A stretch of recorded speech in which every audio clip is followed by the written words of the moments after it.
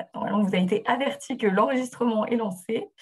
Euh, alors, pour ce webinaire, donc, comme vous l'avez vu, le sujet d'aujourd'hui, c'est les conseils de développement qui sont dans l'action. Donc, c'est le cas de tous les conseils, mais voilà, on souhaitait en mettre en lumière certains, parce que si vous êtes membre du réseau, vous avez dû le voir, on vous a diffusé des fiches expérience à remplir et on a déjà eu une bonne dizaine de retours. Donc, merci beaucoup. Et l'objectif de ces fiches expérience, c'est de montrer les actions que des conseils de développement réalisent, qui sont souvent assez spécifiques à chaque conseil. Donc voilà, montrer la diversité des actions que mènent les conseils de développement, notamment à travers ces fiches et à travers ce webinaire. Et donc pour aujourd'hui, l'ordre du jour, ce qu'on vous propose, c'est de commencer par des témoignages de conseils de développement.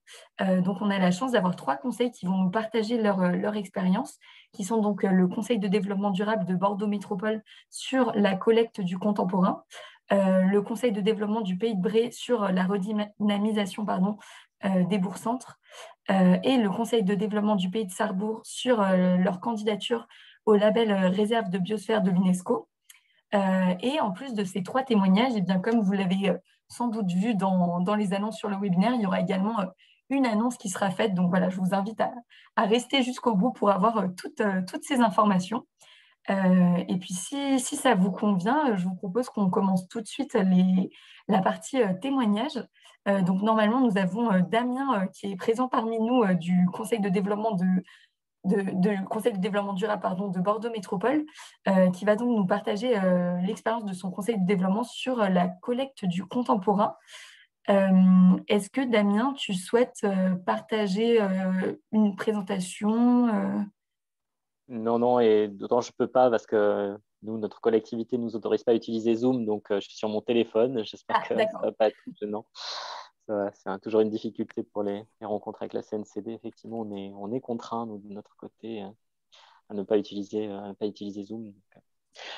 Donc effectivement, à la demande donc, de Clémence, on voulait présenter ou évoquer le travail qu'on a mené il y a maintenant un peu plus d'1 an autour d'un travail d'enrichissement des collections d'un musée de Bordeaux sur leur collection contemporaine. Donc, c'est une demande ou un partenariat assez forcément atypique. Le musée, donc, qui s'appelle le musée d'Aquitaine de Bordeaux, donc c'est le musée de la ville, qui est un musée d'histoire locale qui présente en fait l'ensemble du patrimoine local depuis les premières périodes d'habitation du territoire jusqu'à aujourd'hui. C'est un musée qui est dans dans sa gouvernance, un musée plutôt ethnographique, hein, un musée proche de ce que peut faire de son côté le Muséum à Marseille ou d'autres musées à Paris, qui était le musée de l'Homme à l'époque, grosso modo, donc des musées qui vont chercher à relater ce qu'est le patrimoine local, mais sous un prisme plutôt ethnographique, donc qui va prêter attention forcément à la manière dont la société se représente à elle-même. Ce musée, il avait eu un travail assez important là au tournant des années 2000, forcément à Bordeaux comme dans d'autres ports français autour de ces collections liées à la traite négrière. Donc il y a eu un gros travail muséographique pour redéfinir ces espaces de collection. Et donc au moment là où ils ouvraient des espaces d'exposition autour des collections 20e, 21e, ils se sont dit mais ce serait bien que ce travail de collection ne soit pas exclusivement porté par des professionnels, des conservateurs qui portent forcément un certain regard sur ce qui doit être montré, ce qui doit être conservé du patrimoine local. Ce serait bien, et encore une fois en écho à ce qui s'était passé autour des collections sur la traite négrière, ce serait bien quand même qu'on discute avec des citoyens de la manière dont on pourrait faire ces collections. C'est comme ça qu'ils nous ont approchés, en disant on a vu que vous aviez un panel relativement varié de citoyens, ce serait peut-être intéressant qu'on travaille avec vous là-dessus. Alors, c'était venu aussi du fait qu'on avait organisé un événement chez eux autour d'un travail d'arpentage de texte et une lecture collective où chacun prend un morceau d'un livre et puis on en discute ensemble. Donc, ils avaient vu qu'on était aussi assez ouverts sur des méthodologies qui permettaient de faire parler le public. Donc, ils nous ont approchés comme ça. Je vais vous raconter un peu par le menu, mais on a forcément commencé à se rendre sur site. Ils ont expliqué un peu le projet muséal. Ils ont expliqué les premières salles du début 20e, 21e, qui ont été forcément assez marquées par une approche assez classique, c'est-à-dire représenter l'histoire par les grands hommes, les grands mouvements économiques et les grandes structures paysagères du territoire. Ils ont présenté ça aux membres du conseil de développement, donc un petit groupe d'une quinzaine de membres. Ils ont présenté ça aussi ensuite ailleurs, en montrant comment ailleurs on faisait ces collections. Et à partir de là, donc, il y a eu une discussion sur ce que pourrait être un travail de collecte patrimoniale. Ensuite, on a donc proposé aux membres du conseil de développement qu'ils définissent ce qu'ils voulaient collecter. Et pour ça, on avait projeté de se rendre sur le terrain pour préparer cette projection sur le terrain, je ne sais pas comment dire. On avait rencontré sociologues, anthropologues pour qu'ils nous aiguillent un petit peu. Et puis, on avait préparé un petit livret d'ethnographie pour dire bon, ben, vous allez aller sur le terrain, on va aller sur le terrain ensemble d'abord, puis vous allez aller sur le terrain individuellement, noter ce qui, d'après vous, devrait rentrer dans les collections du musée au titre de la période qui est actuellement en cours. Forcément, tout ça, on était prêt à y aller début janvier, enfin début d'année 2020. Tout ça a forcément été interrompu par la crise sanitaire. Mais en revanche, ça a permis de redéfinir un petit peu le projet. Et le musée a dit, ce serait peut-être du coup intéressant qu'on ait un travail de collecte de la période sanitaire, de se dire mais qu'est-ce qui spécifiquement à Bordeaux aura marqué un petit peu la période de confinement. Donc on a demandé aux membres d'essayer d'identifier quelques traces de ce moment-là. Et on en est aujourd'hui là. On est dans la perspective maintenant de reprendre le travail classique, mais bon, comme on est en phase de recomposition, réinstallation, lancement du nouveau programme avec les nouveaux membres du conseil de développement, on va plutôt le faire à la rentrée. Mais on est dans cette projection-là. Moi, juste en conclusion, pour dire 3 mots de conclusion sur le travail, ce qui a été, je pense, intéressant, c'est finalement le fait pour les membres du conseil de développement de se dire que là, pour le coup, comme souvent ils se posent la question de savoir mais quel va être l'impact de ce qu'on propose, là, pour le coup, l'impact, il était assez évident. Hein. C'est-à-dire qu'il s'agissait de recenser du patrimoine, de le faire rentrer dans les collections. Alors, tout un processus muséal un peu compliqué, c'est on peut faire rentrer dans les collections temporairement à l'inventaire, et puis on vérifie que c'est pertinent, et donc après, ça ressort de l'inventaire, parce que sinon, si ça rentre tout de suite, c'est plus aliénable, on ne peut plus s'en séparer. Mais donc, il voyait bien l'impact. Ça, je pense que ça a été assez intéressant, assez important de se dire, ah bah tiens, là, pour le coup, ça va même avoir un impact durable. En revanche, ça a été un peu la contrepartie. Moi, j'ai trouvé les membres du conseil de développement assez impressionnés par la portée potentielle de leur action et se dire, il ne faut pas qu'on se trompe parce que si on collecte quelque chose qui doit être amené à rentrer dans les collections, si on s'est trompé, vous imaginez l'effet pour les générations futures. Donc, je trouvais ça aussi assez formateur sur le rôle qu'on s'assigne ou l'imaginaire qu'on fixe au pouvoir qu'on peut avoir. Et le dernier élément, ça a été aussi, comme pour d'autres travaux, la spécificité a été de comprendre ce qu'était un objet muséal. Et donc, là, la grande difficulté, que nous, on est plutôt souvent sur du patrimoine immatériel. Or, dans un musée, il faut pouvoir exposer. Quoi. Donc, quand vous dites qu'il faut faire entrer des éléments sur le mouvement des Gilets jaunes, oui, d'accord, mais alors c'est quoi enfin, matériellement, comment ça s'incarne, comment ça se matérialise. Ça a été donc un petit peu ces éléments-là qui ont été formateurs.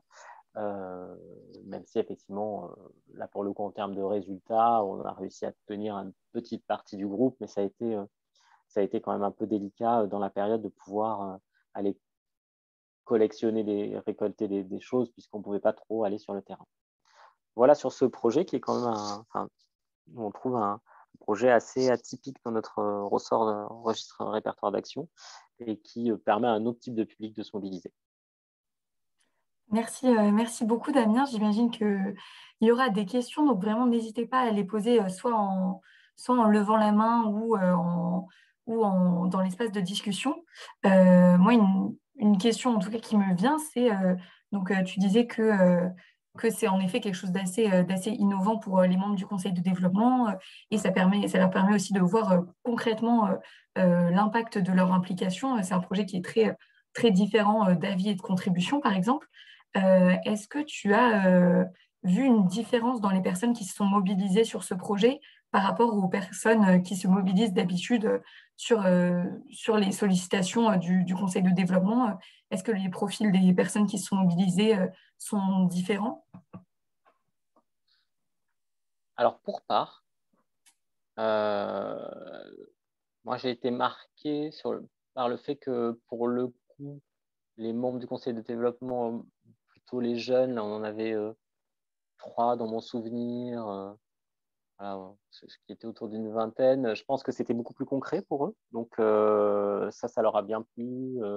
De relever, d'ailleurs, il y en a l'un d'entre eux, Jean-Baptiste, qui a fait l'effort d'aller demander à ses voisins, qui lui ont fait des trucs, des dons. Et donc, le musée, je crois, a récupéré là, les petites traces du confinement que ses voisins avaient fait. Donc, effectivement, la dimension assez concrète, assez terrain et assez de proximité, puisqu'il fallait aller chercher des paroles intimes amenées du public. Après, forcément, aussi le public plutôt intéressé par les dimensions d'action culturelle. Enfin, ça, c'est plutôt ce public-là. Et après, ça a été aussi notre travail d'aller chercher une variété de publics, notamment pour des raisons de représentation territoriale, parce qu'il s'agissait de réfléchir au patrimoine de la métropole et pas simplement de la ville-centre. Donc, voilà, il ne s'agissait pas d'avoir que du patrimoine de Bordeaux-Centre pour parler des collections contemporaines. Donc, on est allé chercher le public. Donc, sur ça, pour nous, ça n'a pas été très différent sur le cœur des membres. D'accord. Merci beaucoup. Est-ce qu'il y a des questions, des réactions? Je ne vois pas de main levée. Merci énormément, Damien, pour ce témoignage. Et puis, donc, s'il y a d'autres questions qui viennent, on pourra partager. Il y a donc une fiche expérience avec les coordonnées du Conseil de développement de Bordeaux. Donc, peut-être que tu auras des sollicitations par la suite, mais en tout cas, merci. Et il y aura donc plus aussi d'informations que vous pourrez bientôt retrouver de façon matérielle. Je vous en dirai un peu plus tard. Et si ça vous convient, je vous propose de passer au second témoignage, qui est celui de Catherine, donc, du pays de Bray, sur la redynamisation des bourgs-centres. Alors, Catherine, tu avais une présentation, donc je vais partager mon écran.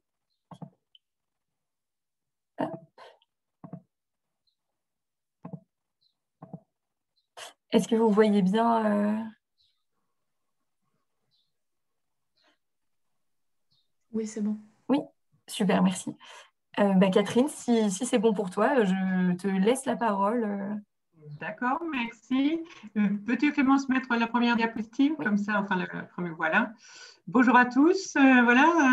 Catherine Tiercé, présidente jusqu'à mercredi soir du Conseil de développement du pays de Bray.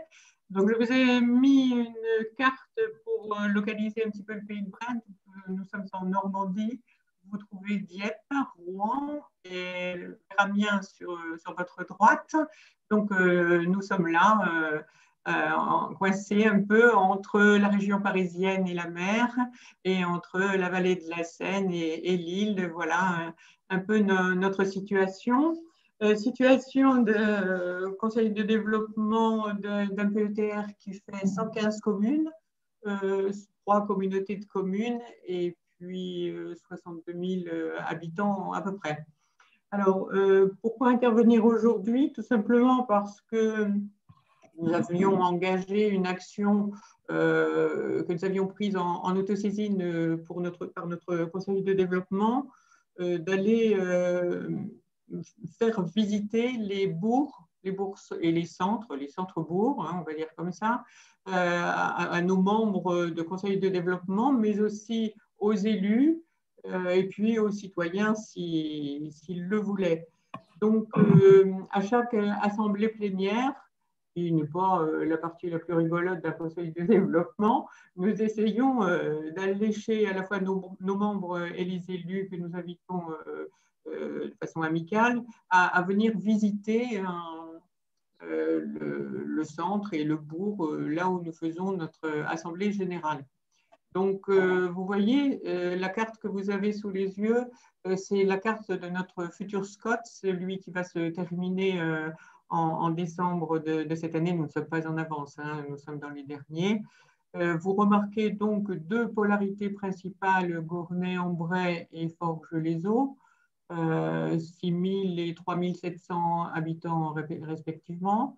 Ensuite, des polarités secondaires, ce sont les petits ronds orange.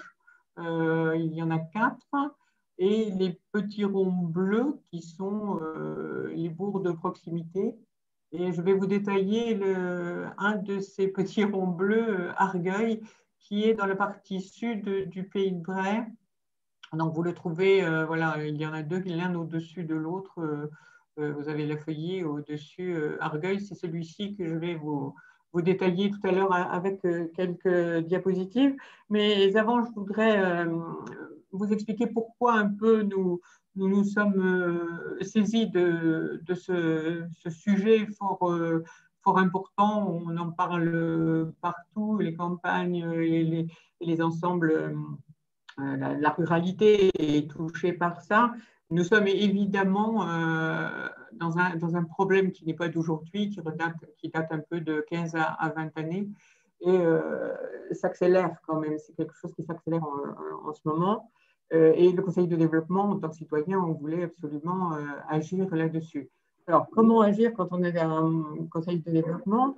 Eh bien, faire connaître. Pour agir, il faut connaître. On ne peut pas uniquement rester dans la théorie ou les a priori. Donc, il faut connaître.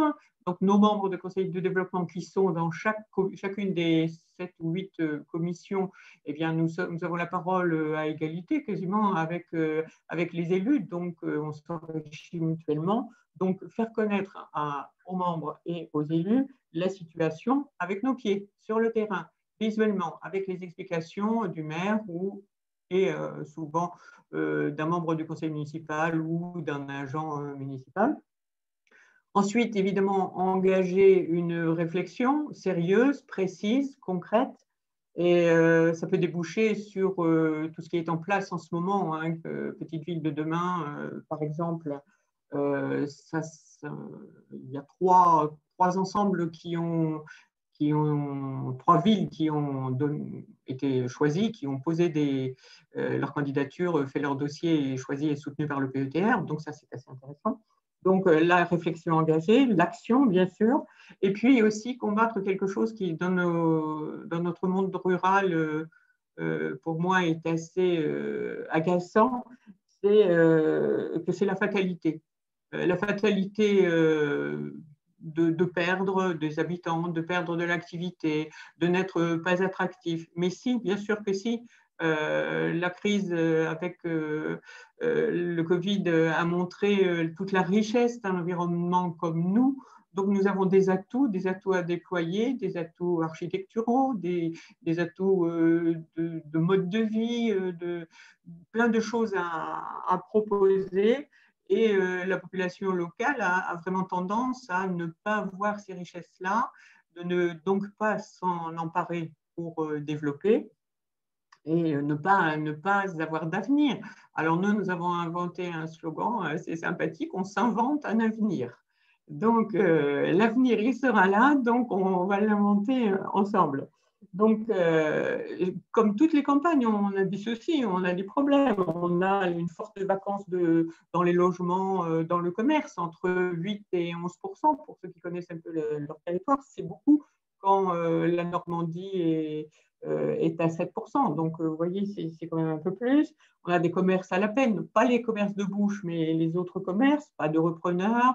une très longue attente entre la cessation d'activité et la reprise, des maisons et des commerces à l'abandon, bon, avec un problème d'accès comme partout entre le logement qui est au-dessus du commerce et qui est inaccessible si on n'a pas le commerce, donc problème de logement en même temps.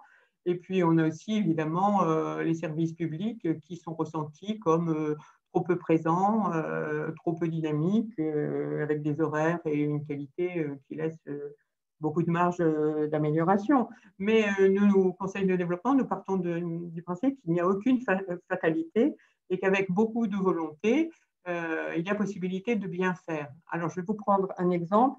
J'en avais 4, mais quand même, c'était trop long.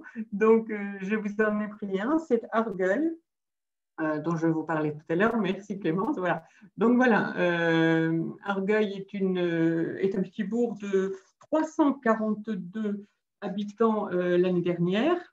Alors, 342 habitants avec un passé de chef-lieu de canton. Depuis 10 ans, plus 0,1% d'augmentation de population, c'est pas grand-chose, mais c'est beaucoup mieux que les voisins. L'année dernière, 20 ménages ont emménagé dans ce petit bourg. Et si je vous fais la liste de ce qu'il y a dans Argueil, 342 habitants, une pharmacie, une agence notariale, un coiffeur, un Vival, c'est-à-dire une petite épicerie avec multi-services. Merci, voilà. Donc, tout neuf dans cette halle réhabilitée. Il y a une boulangerie, il y a une maison maternelle, il y a aussi de quoi occuper les jeunes sur les temps de loisirs, il y a un skatepark. Voilà, tout ça par la volonté à la fois de la maire et un peu de la communauté de communes et l'aide formidable, constante du PETR qui peut aider évidemment à monter tous les projets nécessaires. Vous pensez bien, il y a énormément de dossiers à faire. Donc, un bourg qui vit, qui essaie de retrouver une activité qu'il y a eu. Bon, là, il n'y a plus de médecins, mais logiquement, ça devrait un peu s'arranger dans l'année. Donc, c'est vraiment un exemple par une rénovation pensée, réfléchie, un exemple de redynamisation visible. On passe dans ce petit bourg, on ne pense pas qu'il y a 342 habitants.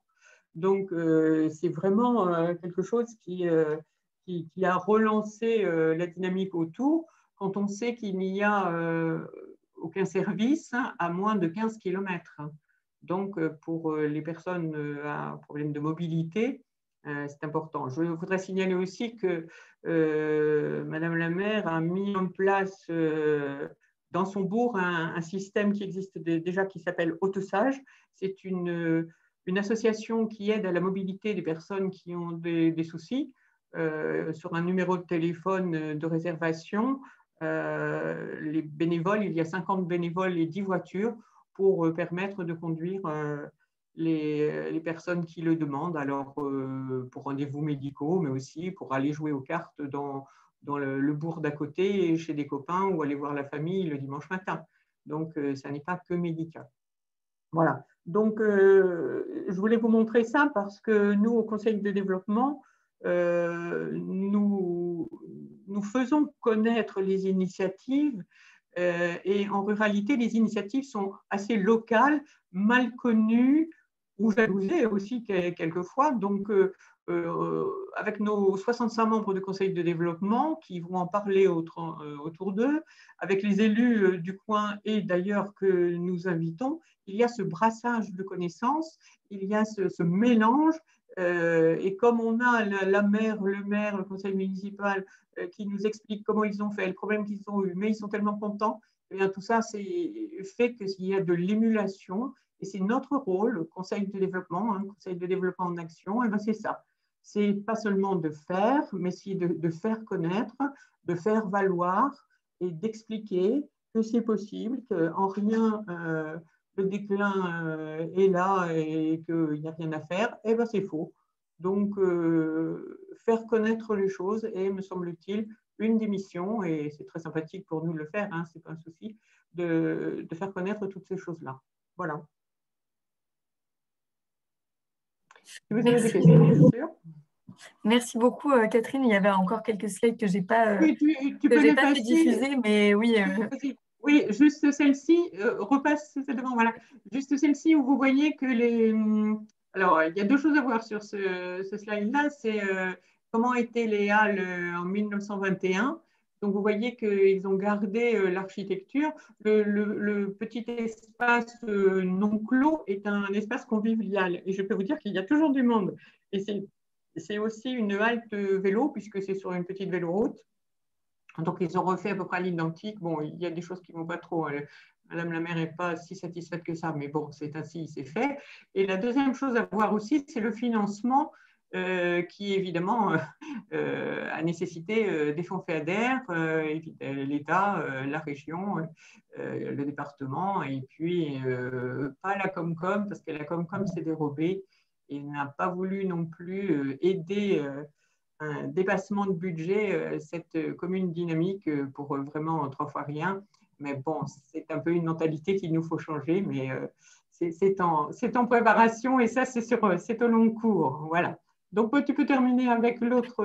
Voilà. Juste pour vous montrer que, comme un peu partout, hein, ça n'a rien d'exceptionnel, la mairie a été faite dans une ancienne maison d'habitation.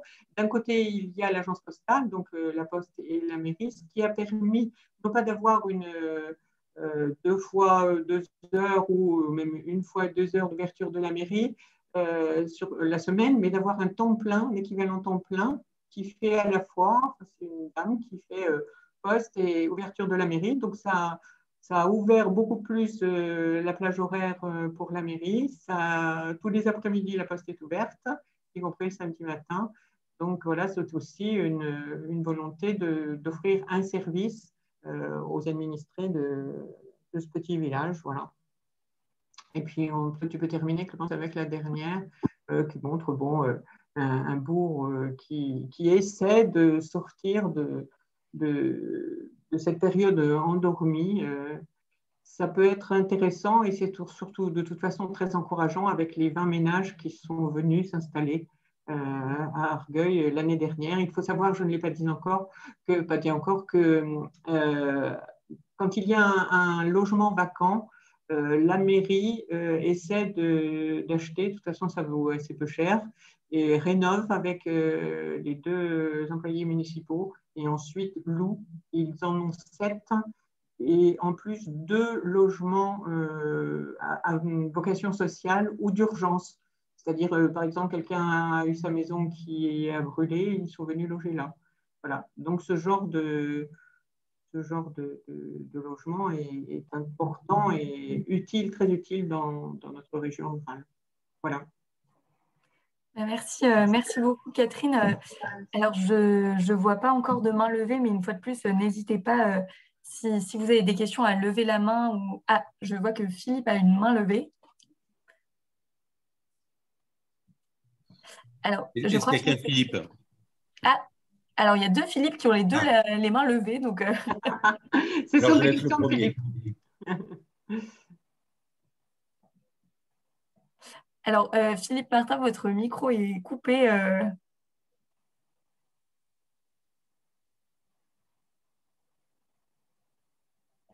Peut-être que je peux le réactiver. En mesure de sécurité, je vais couper mon micro, effectivement. Bonjour, alors Angoulême ou Tarbes? Je laisse Tarbes commencer. Je laisse décider. Ok. Donc, allez, Tarbes. J'avais 2 questions à poser.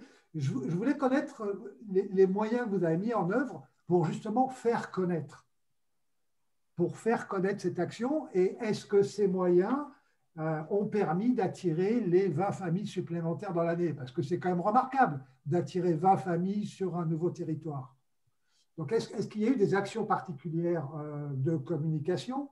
Et finalement, quels ont été les déterminants qui ont fait que ces 20 familles ont été attirées par ce village de 3000 habitants?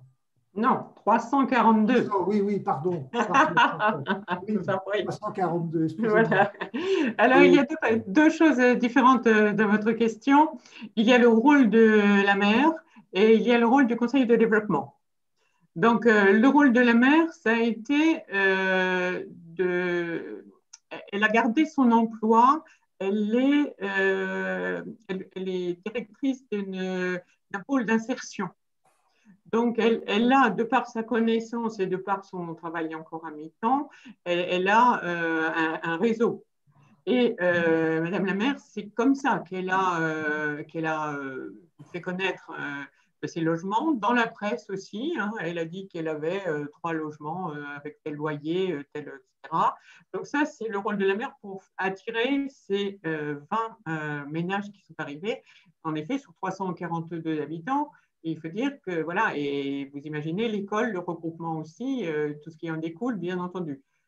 Les infrastructures étant là, il n'y a pas de souci, ni de création, ni d'autre chose.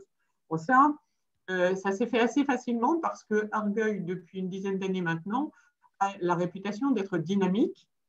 Donc, les 10 ménages qui sont arrivés sont des ménages qui sont 3 des ménages ruraux et 7 des périurbains, comme on peut appeler ça. Voilà. Et ce ne sont pas des ménages uniquement, on va dire, dans de l'habitat social. Hein, c'est un couple de profs, voilà, par exemple. Voilà. Donc, ça, c'est le rôle de Madame la maire. Le rôle du conseil de développement et mon rôle en tant que présidente de ce conseil-là, c'est de faire connaître ces actions qui, sur nos 115 communes, sont quand même, il faut bien le dire, rares, peu connues. Donc, comment je leur fais connaître? C'est de les faire venir. Nous passons un après-midi entier, et quelquefois ça dure beaucoup plus que 5 ou 6 heures, eh bien, pour se balader dans le bourg. On fait connaître avec les pieds, si je peux résumer comme ça. J'ai eu la dernière fois, alors que nous sommes 65 membres, nous étions 70, dont 25 élus. Et ça n'arrive jamais que les élus aillent voir chez le voisin ce qui s'y passe et soient bienveillants avec les actions faites. Je ne veux pas dire que les élus ne s'occupent pas des autres, mais c'est un petit peu la mentalité chez nous quand même. Donc, la façon collégiale de voir les choses, c'est le conseil de développement qui le fait dans ce cas précis. Merci de votre réponse. Je vous en prie. Merci beaucoup, Catherine, pour cette réponse et merci, Philippe, pour cette question. Je vais laisser la parole à l'autre Philippe pour son intervention. Celui qui vient d'Angoulême, celui qui est à Angoulême. Bonjour, donc, je suis Philippe Pongeret, donc, du CDD d'Angoulême, tout à fait récent dans le CDD.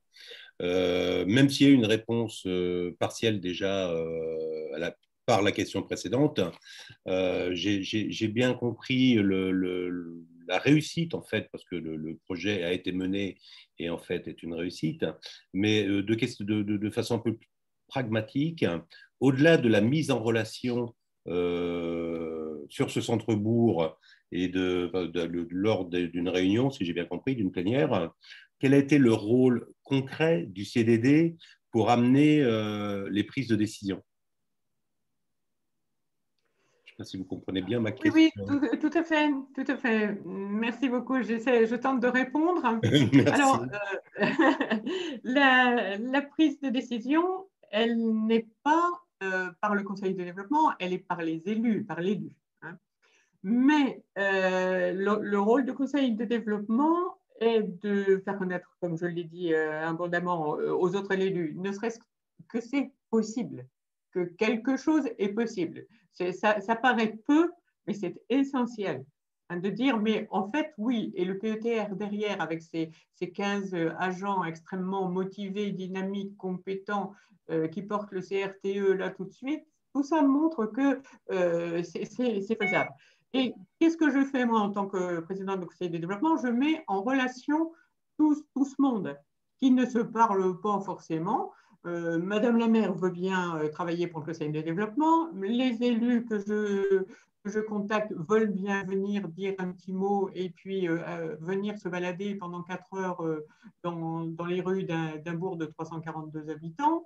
J'ai la conseillère régionale qui vient, parce que je la connais par ailleurs, enfin dans d'autres réunions. Vous voyez, c'est une mise en réseau et faire se parler des gens qui d'habitude restent dans leur sphère, les petits élus, les élus des Comcom, enfin les vice-présidents, etc., le conseiller départemental, le conseiller régional. Moi, le conseil de développement arrive à les faire se rencontrer sur un exemple concret où chacun va poser la question très précise, comment tu as eu les financements, qu'est-ce que tu as fait, à quel truc quelle chose tu as sollicité, etc.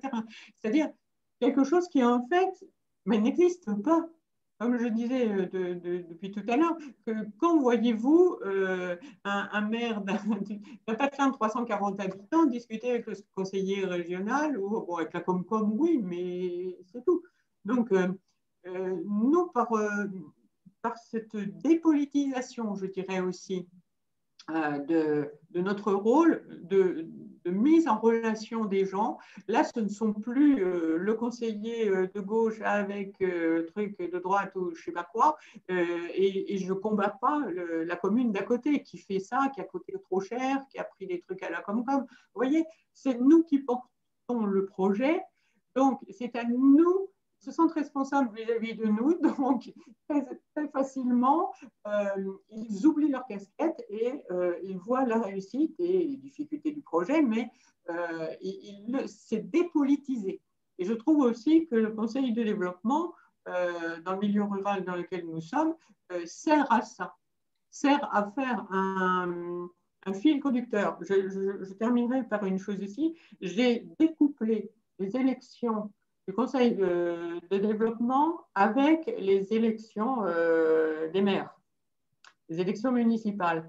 Alors, pour quelle raison? Eh bien, tout simplement pour avoir de la continuité et que tout ne change pas en même temps.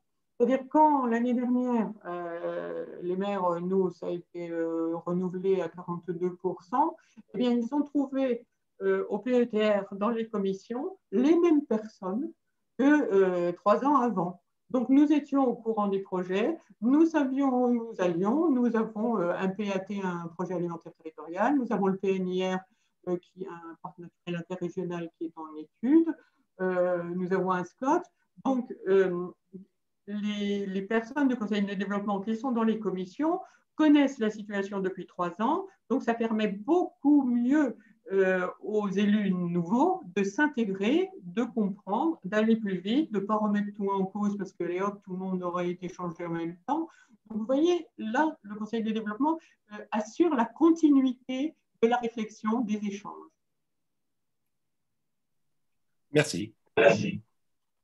Merci beaucoup pour cette question et cette réponse. Je vois qu'il y a une autre main levée, celle de Gilbert, si vous souhaitez poser votre question ou réagir. Oui, tout à fait, parce que je trouve, bon, disons, cet exemple particulièrement intéressant.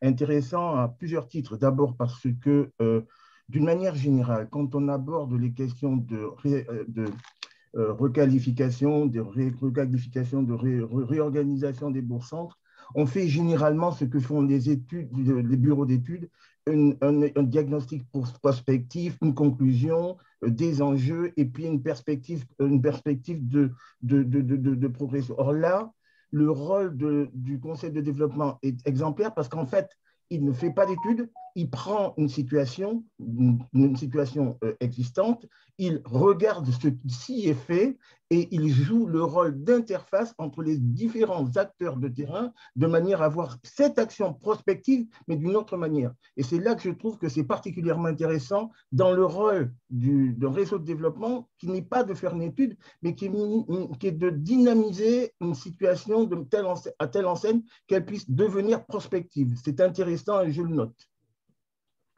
Oui, oui, tout à fait. Et ce n'est pas du tout de l'autosatisfaction, c'est que les élus nous disent qu'ils n'auraient pas pensé à venir voir, ils n'auraient pas pensé à venir demander en tête-à-tête à l'élu comment tu as fait, parce que c'est son affaire et puis il lui semblait que ce n'était pas la sienne. Mais non, c'est l'affaire de tout le monde. Et nous, je disais tout à l'heure, en dépolitisant les relations entre élus, nous permettons ça.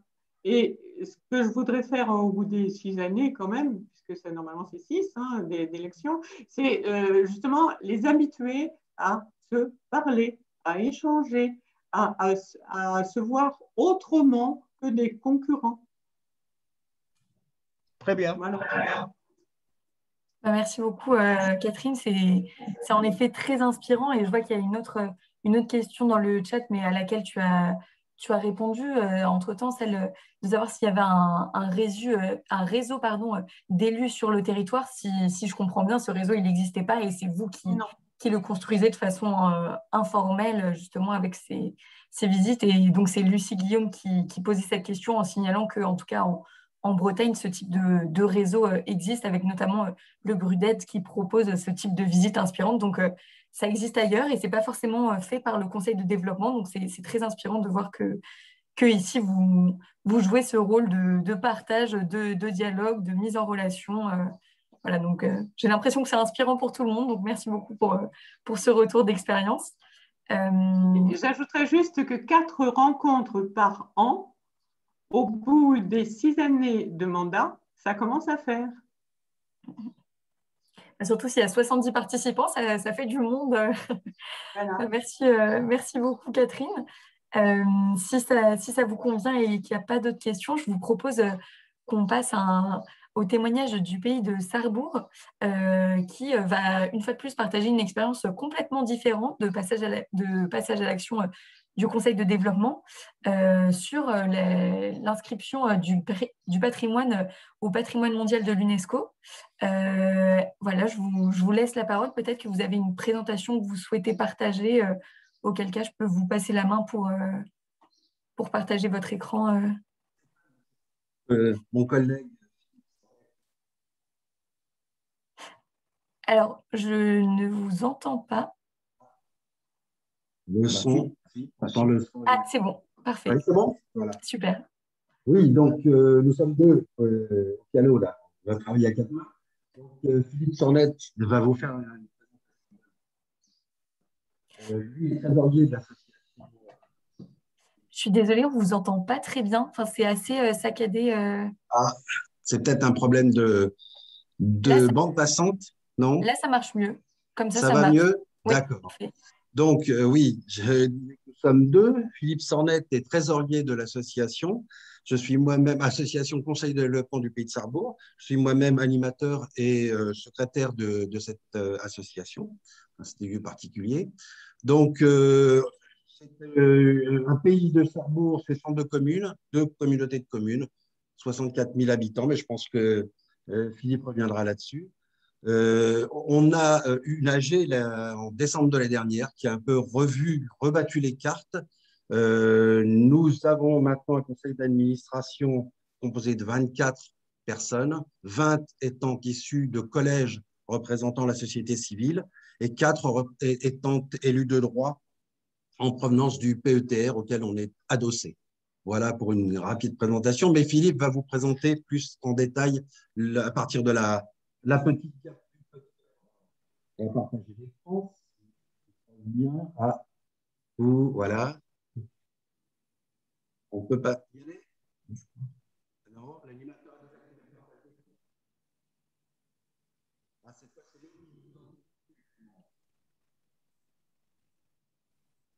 voilà. Ok. C'est bon. Voilà, le Conseil de développement du pays de Sarrebourg fait partie du Grand Est et plus particulièrement du département de la Moselle. Voilà notre situation géographique dans le Nord-Est, Grand Est.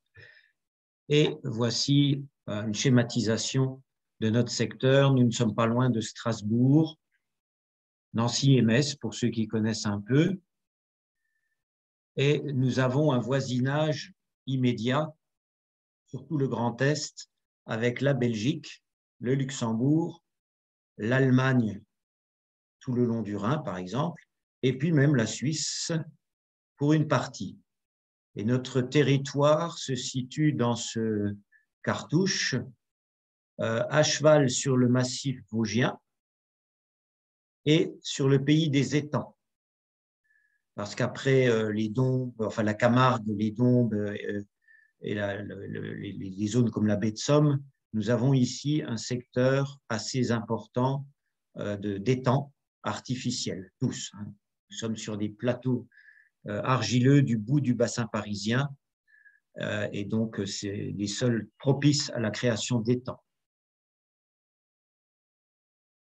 Nous nous sommes lancés dans le projet de réserve de la biosphère, dans le programme Man and Biosphere, c'est-à-dire l'homme et son environnement naturel, sa biosphère, dès mars 2016.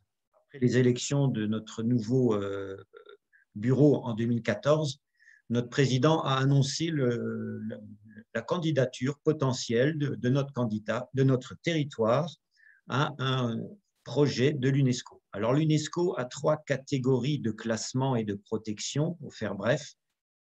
Patrimoine mondial, c'est l'Arc de Triomphe à Paris, c'est le Mont Saint-Michel, etc., etc. Ensuite, vous avez en deuxième le patrimoine immatériel, c'est la culture musicale ou picturale ou sculpturale, etc., plastique d'un territoire. Par exemple, la musique, les chants et les danses bretonnes. Voilà, breton, pardon, puisque chant l'emporte. Et la troisième catégorie, c'est la reconnaissance du patrimoine naturel. Et c'est à ce titre que nous concourons pour avoir cette reconnaissance. Nous avons donc défini dans la foulée le périmètre et transmis le dossier au PETR qui s'en est saisi après quelques discussions et quelques explications, quelques réunions pédagogiques. Voilà. Et en 2017, le PETR auquel nous sommes adossés a déposé la candidature en pré-candidature. Nous avons évidemment travaillé beaucoup en concertation, comme vous le voyez, pendant 2-3 ans avec tout le territoire, et le rôle du CODEV a été important pour constituer les groupes de travail, pour trouver les listings, pour trouver tous les contacts. Le PETR a embauché un chef de projet voici bientôt 2 ans, et au 15 décembre dernier, l'ambassadeur de France a déposé notre candidature à l'UNESCO Paris. C'est tout très protocolaire, mais du fait de toute cette association de la population, c'est un territoire qui se sent concerné. En bref, qu'est-ce qu'une réserve de biosphère? C'est 3 pôles: conservation, développement évidemment durable et recherche-surveillance avec éducation-transmission dans le 3e pôle. Voilà. Évidemment, ces 3 points se rejoignent dans les 17 objectifs du DD définis par l'UNESCO, dans lesquels vous reconnaissez évidemment les enjeux de biodiversité, de climat, d'égalité, le 10, réduire les inégalités, d'économie, de protection des espaces, protection des espèces, et de partenariat, le 17, pour la réalisation des objectifs. Et ça, c'est un objectif à part entière qui doit être transversal aux 16 précédents. Nous avons évidemment rencontré tous les acteurs du territoire, je vous en laisse libre de le lire, et nous avons particulièrement travaillé entre le Conseil de développement et le PETR pour définir les synergies avec le chargé de mission, définir les moyens humains, techniques et financiers mobilisables, préfigurer la gouvernance et former aux techniques de concertation en tout préalable. Ça, c'est clair qu'on s'est fait 2 sessions de formation au brainstorming, à la réflexion en commun, aux méthodes pour animer des débats pour géométrie variable, retour en atelier, retour en plénière, etc., avec des systèmes de relance, de sollicitation. Et nous avons donc co-construit, et c'est vraiment ce qui est très important, un projet.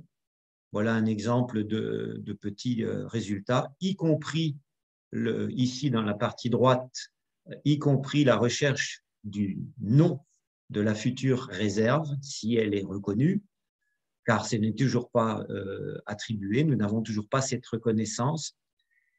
Et enfin, pour en arriver à ce schéma un peu compliqué, mais que vous allez comprendre assez facilement, nous avons élargi le premier périmètre. Et donc, nous avons le conseil syndical du PETR Pays de Sarrebourg. Sont venus le conseil syndical du parc naturel de Lorraine et la communauté de communes voisine du Sud-Mosellan, qui sont les 3 partenaires, sachant que dans le PETR de Sarrebourg, il y a 2 communautés, 2 communes. Voilà, les partenaires qui, effectivement, financent, décident évidemment, in fine, de la réalisation ou non-réalisation d'un projet et qui nomment leurs représentants au comité de pilotage. Mais le comité de pilotage a aussi dans son sein des membres d'un comité de gestion.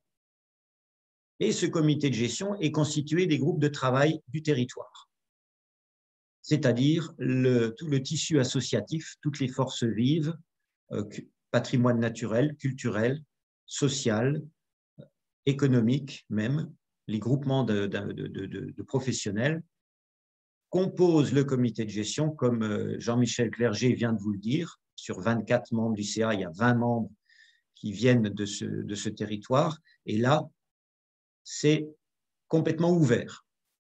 Tous ceux qui travaillent et qui apportent leur pierre à l'édifice font partie de ce comité de gestion. Et le comité de gestion envoie également des délégués. Le président du comité de gestion le représente au comité de pilotage et nombre d'acteurs associatifs du comité de gestion siègent, escalité dans le comité de pilotage. Et enfin, un conseil scientifique va évidemment proposer ses offres et être sollicité par le comité de gestion. Voilà, c'est quelque chose qui paraît compliqué. En fait, tout part un peu de la base, puisque l'idée même est partie de cette base et remonte jusqu'aux organes décisionnaires avec un filtre, le comité de pilotage qui définit l'éthique et nous faisons partie de ces étages. Voilà. Le but, c'est d'avoir constitué un chapeau. Alors, tout à l'heure, on disait qu'on voulait gommer les casquettes politiques. Et là, à l'inverse, on a voulu constituer un chapeau qui regroupe les actions des différentes collectivités territoriales, qui mettent en lumière ce qui se fait déjà, qui fassent prendre conscience aux habitants, aux décideurs, aux professionnels du territoire de leurs atouts, des atouts de notre territoire, comme il a été souligné dans les 2 autres sujets, mais surtout dans le forêt, faire comprendre que dans une zone rurale comme la nôtre, il y a des intérêts, il y a des atouts et il faut s'en saisir et il faut s'engager. Et c'était cela l'élément porteur, apporter de la fierté et de l'engagement sur le territoire sous une bannière ou une casquette ou un chapeau qui regroupe tout cela, qui fédère tout cela, qui dynamise un territoire et qui l'emmène vers le XXIe siècle avec le développement et par le développement durable. Voilà.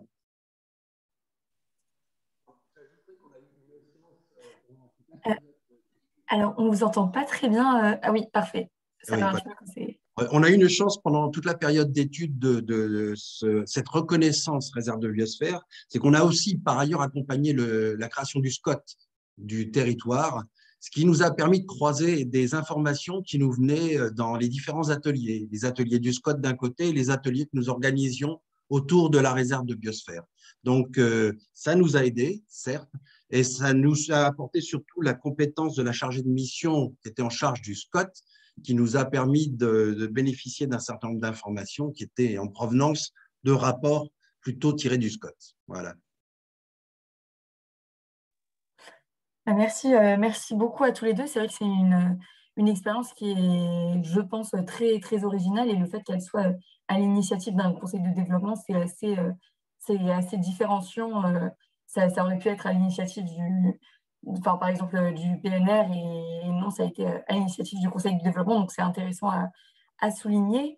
Il y a dans l'espace de discussion une question qui a été posée par Lucie du pays de Pontivy pour savoir si le conseil de développement était bien intégré dans tous les étages que vous avez montrés dans la dernière slide. Notre conseil de développement est effectivement, c'est le moteur du conseil de gestion, hein, c'est vraiment le constitutif. Et il est représentés par 4, 5, si on prend toutes les associations, personnes au comité de pilotage qui, lui, vérifie l'éthique, la faisabilité et transmet ensuite aux financeurs qui tranchent in fine. Ça, c'est pas nous qui tranchons, ça c'est clair, chacun a son registre d'intervention. Mais je dirais que c'est une façon d'avoir apporté des choses parce que nous sommes dans un parc naturel régional scindé en deux. Et la partie principale est entre Nancy et Metz et notre secteur est à 80 km. C'est une petite zone est. Et donc, ça redynamise cette zone du parc et ça redonne un coup de fouet. Et le parc naturel de Lorraine est très satisfait d'avoir ce partenaire qui émerge. Et en termes de calendrier sur la reconnaissance par l'UNESCO, est-ce que vous avez une idée de quand vous pourriez avoir la réponse suite au dépôt de votre candidature Alors, il se trouve qu'on a participé, on a même co-animé les Journées de la biosphère récemment au parc et la directrice du MAB France était présente. Et elle nous a dit que le dossier était monté à l'international, donc la décision devrait être prise à l'automne. Alors, on espère en septembre, ça serait pas mal pour organiser des manifestations en extérieur, mais ça peut être repoussé jusqu'en novembre. Mais c'est certainement pour l'automne, la décision de reconnaissance finale. On espère positive, on a de bons indicateurs. Je terminerai en disant que ce n'est pas un label, c'est une reconnaissance qui embauche, qui embarque tout un territoire et qui l'embauche dans un travail de 10 ans. Comme un parc naturel, maintenant je crois qu'ils ont une charte de 15 ans, il me semble. Et là, les territoires MAB ont une charte qui les engage pour 10 ans. C'est un début. Ce n'est pas du tout une fin en soi. C'est un début. Et puis j'imagine qu'en termes de retour d'expérience de différents territoires, c'est peut-être aussi un moyen d'échanger avec d'autres territoires en France, mais voire à l'international, d'être membre d'un réseau aussi. Donc on sera très heureux de suivre tout ça avec vous et de suivre l'évolution de votre dossier, en espérant bien sûr que les suites soient favorables, mais on s'inquiète pas trop. On est très optimiste. On attend mieux. Je ne sais pas s'il y a d'autres questions de participants. Une fois de plus, n'hésitez pas à lever la main ou à vous exprimer dans l'espace de discussion pour poser d'éventuelles questions.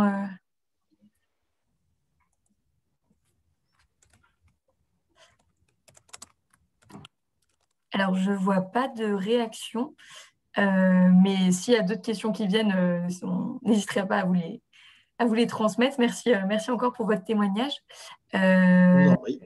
Je vois qu'on a Marie-Christine de Grenoble avec nous. Alors, je ne sais pas si Marie-Christine, j'ai juste vu ton message comme quoi tu pourrais être intéressée pour témoigner des expériences que vous menez. Vous faites plein de choses à Grenoble et notamment, par exemple, les controverses. Ça pourrait être intéressant que tu nous partages ça, mais bon, c'est en direct, donc je ne sais pas si tu es partante pour partager votre expérience. Si tu penses que ça peut intéresser, pourquoi pas. J'ai vu ta question, j'ai essayé de te renvoyer la réponse, mais je ne suis pas sûre qu'elle te soit parvenue. Mais non, elle n'est pas parvenue là. Bon, quelquefois, je ne sais pas pourquoi, ça reste là et voilà. Je ne sais pas si effectivement on a organisé 5 controverses.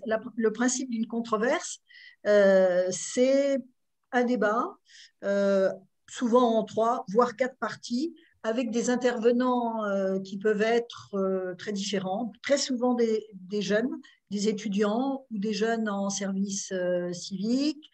Les étudiants peuvent être des étudiants en droit, des étudiants Sciences Po, des témoignages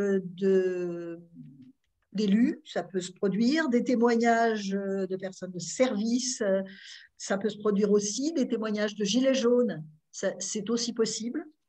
Et tout ceci forme un tout sur un sujet que l'on a choisi au préalable et ça se déroule sur 2 heures. En fait, on est beaucoup plus sur le questionnement, sur le partage de questionnements que l'apport de réponses fermes et définitives. Peuvent participer, les débats, les controverses sont ouvertes à tous. Après, comme vous le savez tous et toutes, ce n'est pas toujours facile de faire savoir ce qu'on fait. Et je me dis que plus le territoire est grand, à mon avis, plus c'est compliqué. Mais voilà, donc nous, c'est une métropole petite, puisque c'est que 450 000 habitants. Donc, ce n'est pas énorme, mais il n'empêche que pour prévenir, informer 450 000 habitants, s'il n'y a pas vraiment de relais dans les communes, ça fait apparaître un des problèmes qui peuvent se poser aussi au conseil de développement. C'est comment on fait savoir ce qui se passe dans un conseil auprès des communes, des élus communaux, peut-être, mais aussi des habitants des communes. Il n'y a pas vraiment, je ne sais pas si vous avez ça, vous, mais un petit panneau dans une mairie qui dit le conseil de développement de la métropole ou de la TERCO, quelle qu'elle soit, eh ben, il organise ça, ça, ça et ça, et vous êtes tous les bienvenus. Ben, ça, je ne sais pas si ça existe chez certains, mais ce serait nous, on suggère ça, mais voilà, après, on ne peut que suggérer des choses comme ça. Donc, ensuite, qui participe? Eh bien, on va dire que c'est aussi ça, un des points intéressants des controverses, c'est ouvert. Donc, il suffit de s'inscrire quand même, parce que comme il y a normalement, sauf problème qui nous est arrivé une fois, un petit buffet, un petit temps convivial qui permet de poursuivre le débat qu'on a amorcé, eh bien, peuvent s'inscrire des citoyens qui ont trouvé par hasard l'information et que le sujet intéresse, des étudiants, des enseignants, des universitaires, des personnes qui travaillent dans les services, des élus, des membres du conseil de développement, des associatifs, voilà, on va dire. Et finalement, on se dit qu'il n'y a pas tellement d'endroits où tous ces gens-là peuvent se croiser. On arrive à réunir environ une centaine de personnes, à peu près chaque fois. On en a sans doute réuni un petit peu plus en pleine pandémie parce qu'on a tenté le live streaming et ça a permis finalement à d'autres membres via la CNCD de savoir que ça avait lieu et de pouvoir y participer. Donc on se dit que c'est sans doute quelque chose à proposer peut-être en d'autres temps. Même s'il y a d'autres choses qui manquent quand on n'est pas en présentiel. Voilà, il y a des choses en plus et il y a des choses en moins. C'est un peu ça le lot de la pandémie.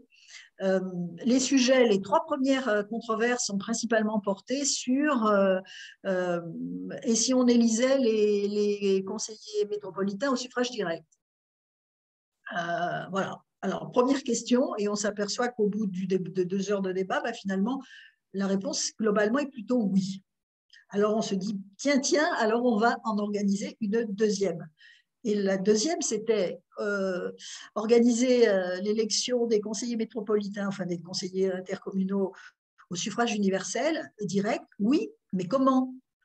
Et là-dessus, on continue dans nos petites interrogations.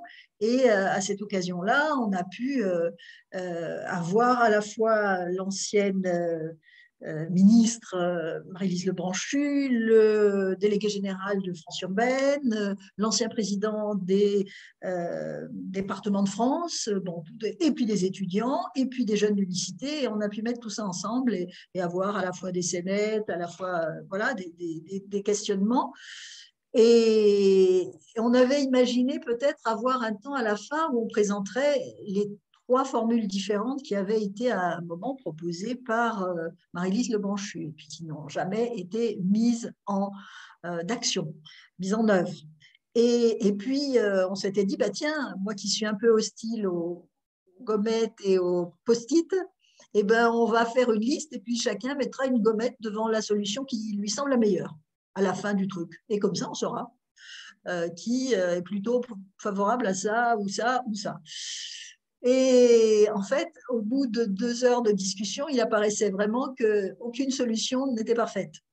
Bon, alors on s'est dit du coup qu'il faudrait plutôt aller chercher encore autre chose. Donc on s'est dit, c'est peut-être pas une bonne idée d'aller faire voter là-dessus. Donc voilà comment on a cheminé. Alors, la 4e, je n'ai plus en tête exactement quelle était. Il y a proposé, on parlait d'un programme métropolitain qui donne envie d'aller voter. Ça a été l'une aussi de nos controverses. À celle-ci, nous avons eu des scénettes. joué par des étudiants. Cela était en droit des collectivités, je pense. On a eu des gilets jaunes. On a eu un directeur de service qui avait œuvré dans les fusions, et c'était ceux d'Annecy. Et en ouverture, on avait une présentation sur la loi engagement et proximité, bon, qui rappelle quelques joyeux souvenirs à quelques-uns d'entre vous. Et voilà. Et donc, on a pu débattre de ces questions-là. C'était chaleureux. La chaleur, oui, moi je m'étais dit, oh là là là, peut-être, et dans la préparation, j'avais eu des petites inquiétudes en voyant certains gilets jaunes, donc je me suis dit, ils peuvent nous exploser, voilà, s'énerver, et il va falloir calmer le jeu, et comment on va faire pour garder la sérénité qu'on a toujours eue. On a toujours eu une formidable écoute et un bon contrôle du temps de parole de chacun, parce qu'au bout d'un moment, les gens reviennent, on fidélise, on a un public fidèle. C'est pas que c'est gratuit au bout de 3 séances, mais comme c'est gratuit à l'entrée, bon, voilà. Mais, et donc, moi, j'ai trouvé que celle-ci, parmi les commentaires vraiment intéressants, qui ont été portés, entre autres, par les Gilets jaunes, c'est de dire, moi, j'ai appris énormément de choses. Ils sortent en disant, j'ai appris énormément de choses. Et là, on se dit, eh ben, notre rôle en direction de l'éducation populaire et de la sensibilisation à ce qu'est l'intercommunalité, eh ben, on ajuste. Là, voilà, eux aussi, ils se disent, ils ont appris plein de choses. Et une deuxième réflexion que j'ai beaucoup aimée, c'est une de celles qui était assez bien remontée, et qui me dit à la fin, mais finalement, j'ai observé que quand on ne s'énerve pas, eh ben, on fait passer beaucoup plus de messages. Bon, eh ben, je me suis dit, et ben voilà des choses qui sont vraiment intéressantes. Et voilà pourquoi on a continué, on a tenté avec notre controverse sur participation à la recherche de l'insaisissable Graal. Et ben, certains y ont peut-être participé. Alors, dans l'eau, j'en ai zappé une et je ne sais plus laquelle j'ai zappé, mais voilà. En tout cas, sur la participation, là, les actes viennent d'être terminés. Chaque fois, on a eu aussi une visio, et je pense qu'on va regrouper les visios et regrouper les actes pour garder trace, en se disant, c'est intéressant de partager ce qui se dit, même si ce n'est pas conclusif. Je pense que c'est intéressant d'offrir cette possibilité à tout un chacun de se questionner et de ne pas être d'accord, mais pour autant de ne pas s'empailler, mais de voir pourquoi les uns pensent plutôt comme ci et les autres comme ça, et qu'est-ce qu'on pourrait retenir de ce que pensent les autres. Donc, tout ça, ça fait qu'on a continué à avancer. Et cette dernière sur la participation, en faisant les actes, eh bien, comme c'est souvent celle avec qui j'ai beaucoup travaillé en duo sur ces controverses, Bernadette Aubray, qui disait que en faisant les actes, elle se rendait compte combien c'était compliqué les questions de participation. C'est vraiment quelque chose de très compliqué. Donc là aussi, il n'y a pas une réponse magique. La participation, il faudrait que ce soit comme ça, ou il faudrait que ce soit comme ci. Il y a quelques grandes lignes, on a dit, on avait envisagé de le terminer là aussi, et comme voilà, on évolue dans la manière dont on pense à toutes ces choses-là. Et dans la manière, on avait pensé un moment à faire une sorte de recette magique avec les bons ingrédients et les ingrédients toxiques. Et on arrive assez rapidement à voir quels sont quelques bons ingrédients bien toxiques, du genre pas dire parole, faire croire qu'on va pouvoir tout changer, puis finalement c'est la couleur des volets. Enfin bon, voilà, des petites choses comme ça, prendre un peu les gens pour ce qu'ils ne sont pas, ou ne jamais rendre compte de la décision, ou faire une sorte de salvimondi avec tout ce qu'on dit, ce qu'a dit tout le monde, et dire, voyez, on vous a bien entendu. Enfin, bon, il y a quelques petites règles comme ça, des règles de vie qui peuvent faire partie, mais peut-être qu'on retravaillera un jour sur cette question des ingrédients toxiques, surtout à éviter, et puis quelques ingrédients importants à ne pas oublier.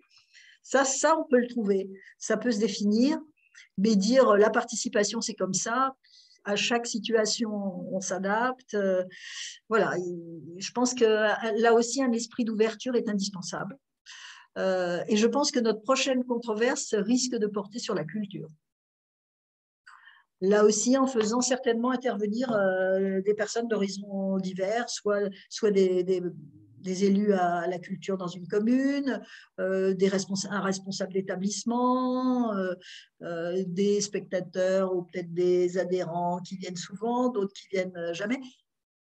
Essayer justement, parce qu'on sent qu'il y avait un peu la volonté de faire différents cercles à questionner sur la culture. Et nous, ce qui nous semble intéressant, c'est croiser les cercles et faire que les gens ensemble discutent. Voilà.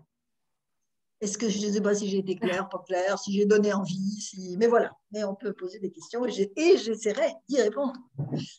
Merci beaucoup Marie-Christine. Je vois des têtes qui hochent à la question est-ce que ça plaît? Donc je pense que c'est plutôt des retours positifs. Merci beaucoup pour ce témoignage express dernière minute. Je ne sais pas s'il y a des questions, des réactions. Toujours pareil, n'hésitez pas, soit dans l'espace de discussion ou en levant la main à réagir. Je ne vois pas de main qui se lève. En tout cas, je note, Marie-Christine, que tu as été heureuse que l'information des controverses. Si, il y a une. Ah oui, non, c'est bon. Oui, je vois que tu disais que tu étais heureuse que les controverses, l'information a été relayée par la CNCD. Et c'est vrai que la coordination, son rôle, c'est aussi de faire ce partage d'informations que Catherine a partagé aussi, le fait de d'informer les acteurs sur ce qui est fait ailleurs, ça peut inspirer, ça peut permettre des échanges qui n'auraient pas lieu autrement. Et donc, la coordination, elle essaye de remplir ce rôle en partageant des expériences qui inspirent. Et c'est tout l'objet de ce partage des actions qui sont menées par les conseils de développement. Et donc, comme je vous l'avais annoncé, je vois qu'il y a une main qui se lève, donc celle de Gilbert. Bonjour Marie-Christine, merci pour ces informations et surtout pour les controverses qui me semblent très originales. Une question justement de par son originalité, est-ce que vous avez des éléments, disons une compilation ou même quelque chose qui peut être mis en ligne? Parce que je crois que toutes les questions que tu as posées sont intéressantes d'une pas plus que les autres, mais tous sont intéressantes et ça serait intéressant d'ailleurs de diffuser cette information et cette réflexion à tous les autres membres des conseils de développement de France qui voudraient s'y intéresser. Écoute, Gilbert, je te remercie beaucoup de cette question. Alors, nous avons depuis début mai une nouvelle chargée de mission qui est très affûtée sur les questions de communication. Nous venons de terminer les actes de la dernière controverse. Toutes les controverses ont eu droit à une vidéo. Donc, je pense qu'on va s'appliquer à mettre sur pied quelque chose de récupérable sur notre site, peut-être avec un lien sur le site de la CNCD ou même poser aussi des éléments sur le site de la CNCD. Simplement le lien. Et puis, si jamais vous avez besoin d'autres questions, d'autres réponses plus précises que ce que j'ai pu dire là, eh ben, on se fera un plaisir de répondre. Mais on a donc fait 5 controverses. Alors, ça me turlupine de dire zut, zut, zut. Voilà.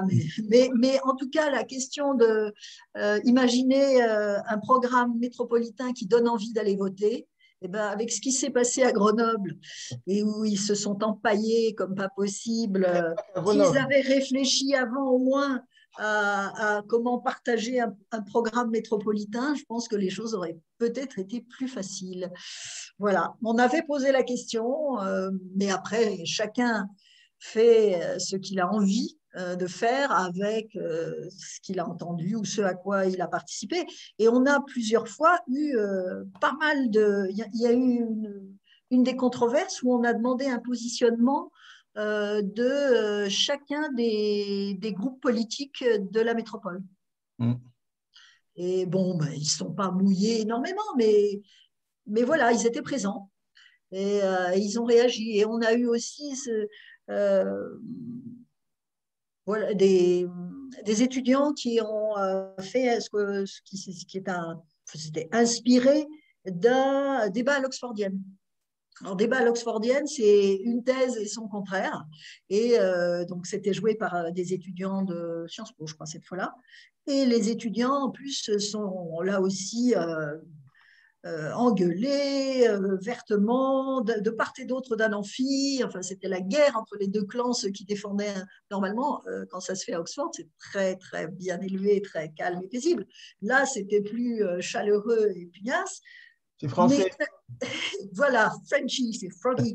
Mais finalement, ce qu'a permis ce côté ah ouais, mais alors si, oui, mais alors là, mais vous pensez comme ci, mais nous, on pense comme ça.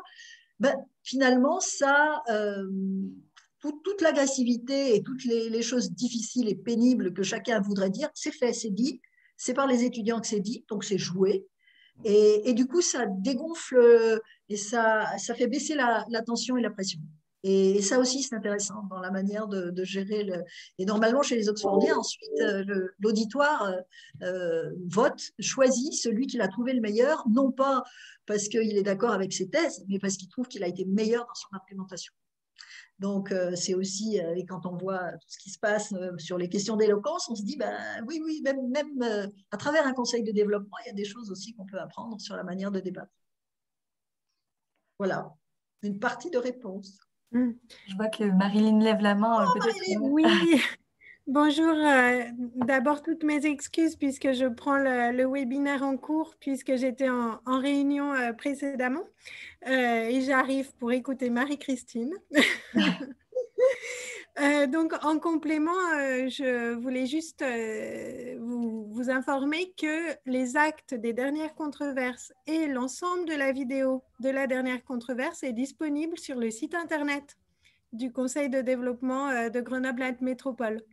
Donc, n'hésitez pas à aller voir à quoi ça ressemble et à faire circuler, bien entendu, ce lien.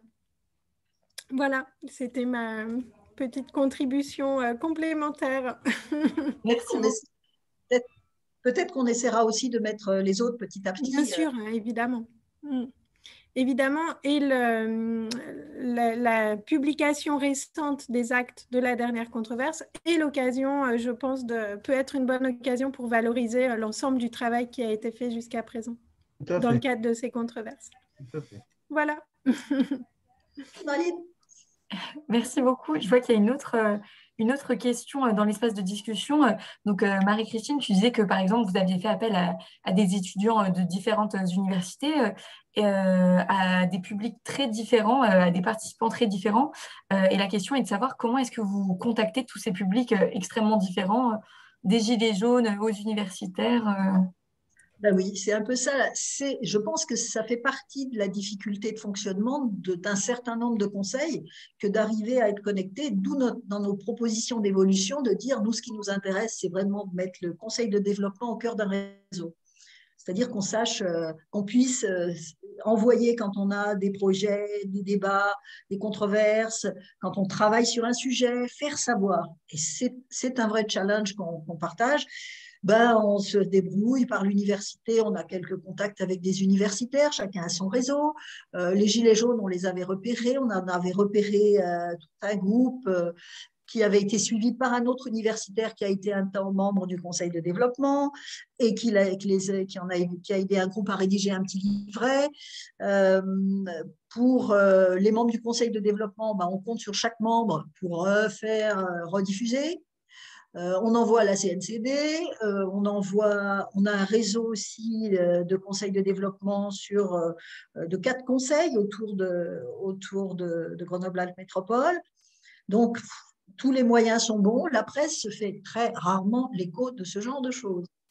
On a aussi un lien Facebook, enfin un compte Facebook où on peut mettre aussi des informations.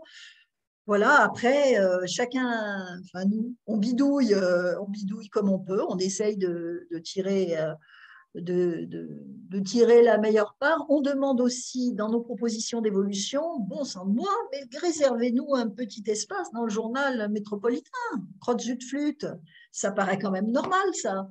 Ben, ça nous paraît normal, mais ça ne paraît pas nécessairement normal aux élus qui s'occupent ou aux services qui s'occupent du journal. Donc, on voit que là, il y a encore un travail de relation, de gain de confiance. La confiance, c'est vraiment quelque chose qu'il faut trouver, une écoute, une qualité d'écoute et une relation de confiance.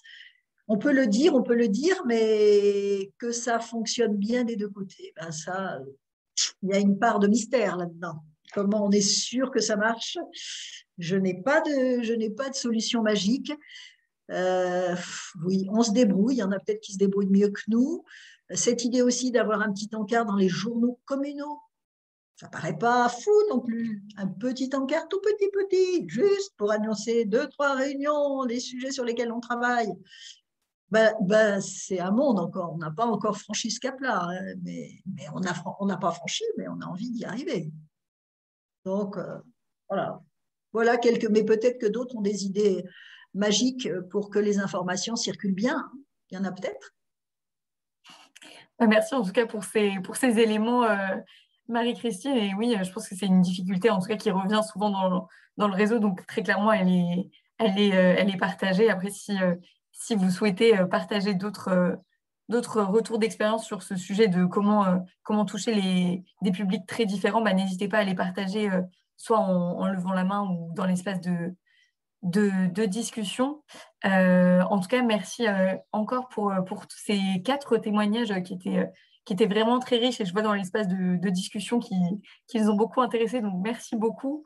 Et puis, comme annoncé, alors non seulement dans ce webinaire, il y avait un temps de témoignage qui était prévu, mais il y avait également une petite annonce surprise pour la fin. Et donc, ce que je vous propose, normalement, vous pouvez voir mon écran. En fait, on va lancer sur le site de la CNCD une nouvelle rubrique. Donc là, vous pouvez voir normalement le site de la CNCD. Et dans la rubrique ressources, vous aviez déjà les avis et contributions des conseils de développement. Et vous pouvez dès à présent voir la nouvelle rubrique banque d'expérience qui vient d'être publiée sur le site de la CNCD. Donc, elle est encore en cours d'évolution, mais vous pouvez retrouver les premières fiches retour d'expérience que nous avons eues. Donc, on en a déjà une dizaine. Donc, si vous souhaitez nous partager vos retours d'expérience, c'est avec un immense plaisir qu'on les publiera sur le site et qu'on actualisera donc cette page. Vous pouvez retrouver sur le site les différents types d'actions. Donc, c'est classé soit par thématique, soit par structure de rattachement. Et donc, à partir de cette structuration, vous pouvez retrouver des actions qui peuvent vous intéresser. Par exemple, climat-énergie, vous voyez qu'il y a 3 expériences qui sont pour l'instant répertoriées, mais bientôt beaucoup plus avec vos autres retours. Et on peut par exemple regarder celui de Grand Angoulême, donc, qui est plan climat, air, énergie territoriale, ça chauffe. Vous avez le nom du conseil, le contact pour en savoir plus, et puis la fiche PDF. Et sur cette fiche, une description du projet, ses principaux résultats, la plus-value du conseil de développement, les perspectives, et puis de la documentation pour aller plus loin. Donc voilà, il y a pour l'instant une dizaine de fiches. Comme je vous l'ai dit, c'est une page qui est en cours de construction. Donc voilà, quand on aura un peu plus de fiches, on changera peut-être un peu la structuration. Pour l'instant, c'est vraiment très simple d'utilisation. Il y a déjà quelques expériences que vous pouvez même dès maintenant consulter. Donc, je vous y invite chaleureusement. Et puis, si vous souhaitez nous partager vos actions, c'est avec grand plaisir. Je remettrai dans le compte-rendu de ce webinaire le lien vers la fiche que vous pourrez donc remplir. Et nous, on se chargera de publier ensuite ces fiches et de les relayer au réseau parce que, une fois de plus, tout ce que vous faites, c'est extrêmement inspirant et ce serait dommage que ça reste sur votre territoire. Ça peut en inspirer d'autres. Donc, c'est avec grand plaisir pour jouer ce rôle de relais. Je ne sais pas si vous avez des questions sur l'usage de cette banque d'expérience, si ça vous paraît clair, si vous voyez déjà des choses à modifier, à améliorer. Je ne vois pas de main se lever. Dans ce cas-là, je vous invite dès maintenant à consulter cette nouvelle rubrique en espérant qu'elle vous inspire. Et puis, si vous avez des retours à faire et vous souhaitez partager des expériences, ce sera avec un immense plaisir. Je vois que Marie-Christine, tu lèves la main. Oui, parce que je trouve que, je regarde, non, le micro est bien là, je trouve que c'est très intéressant le partage d'expérience. C'est la source de nouvelles idées. J'ai entendu, il y en a certaines dont on sent le musée, ça allait parce qu'il y avait une demande du musée. Donc, ce qui est intéressant, c'est quand c'est reproductible. Et là, vraiment, ça apporte. Si c'est vraiment trop spécifique à un territoire, c'est intéressant, mais l'inspiration est plus à distance. Mais il y a des expériences qui peuvent être vraiment reprises. Et là, ça nous enrichit tous, bien sûr. Bien sûr que c'est très bien. Et c'est cette carte qui permet de les visualiser, quitte même à aller à l'occasion, parce que on devrait organiser ça, tiens, une tournée de partage d'expériences et d'aller voir sur le terrain. Voilà, il pourrait y avoir un voyage de découverte, à la découverte des expériences des territoires et pour mieux connaître les territoires. Et à ce propos, je voulais rajouter aussi que l'idée d'aller à la rencontre de lieux d'un territoire, je pense que c'est très important. Et c'est ce que j'entendais aussi, faire découvrir ce qui se fait sur place, voilà, rendre les choses très concrètes. C'est des choses, ce sont des démarches très utiles et nous, on veut aussi essayer peut-être de faire une sorte de tourisme métropolitain, faciliter une forme de tourisme métropolitain. Aider à faire découvrir et donc à s'approprier un territoire. Il y a une autre réaction, celle de Gilbert. Oui, je rebondissais sur la proposition de Marie-Christine qui me semble intéressante, de la connaissance des expériences. Je pense que, disons, par exemple, lorsqu'on a nos réunions générales, nos assemblées générales ou même les réunions qu'on fait sur Paris, on pourrait les décentraliser peut-être dans les territoires où ça pourrait être en la fois intéressant d'abord de se retrouver, puis d'avoir des contacts sur place et de voir, disons, certaines opérations ou certaines études ou même certaines réflexions qui ont été menées par des conseils de développement et qui pourraient être intéressants. Je pense que, disons, Grenoble nous a exprimé ce qu'il faisait qui peut être très intéressant, mais il y en a d'autres. Et il y a d'autres expériences qui seraient utiles et nécessaires à connaître, surtout dans l'esprit que dit Marie-Christine, lorsque c'est reproductible. C'est des idées qui sont vraiment très intéressantes, donc merci beaucoup de nous les partager. Et en effet, ça peut complètement être une idée à mettre en place pour des prochaines réunions. Donc, je note bien ce point et on pourra y réfléchir quand on repassera au présentiel, j'espère bientôt. Et puis en effet, pour inspirer, nous, on a besoin d'avoir connaissance de ces expériences. Donc une fois de plus, n'hésitez vraiment pas à nous les partager.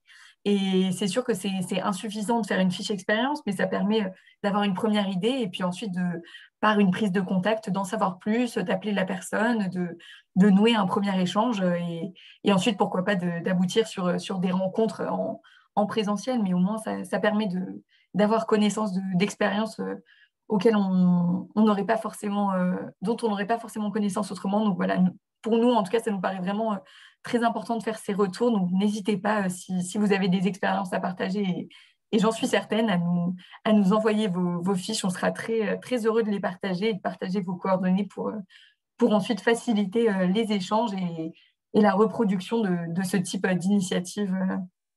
Voilà, s'il n'y a pas d'autres réactions, je vous propose qu'on termine ce webinaire.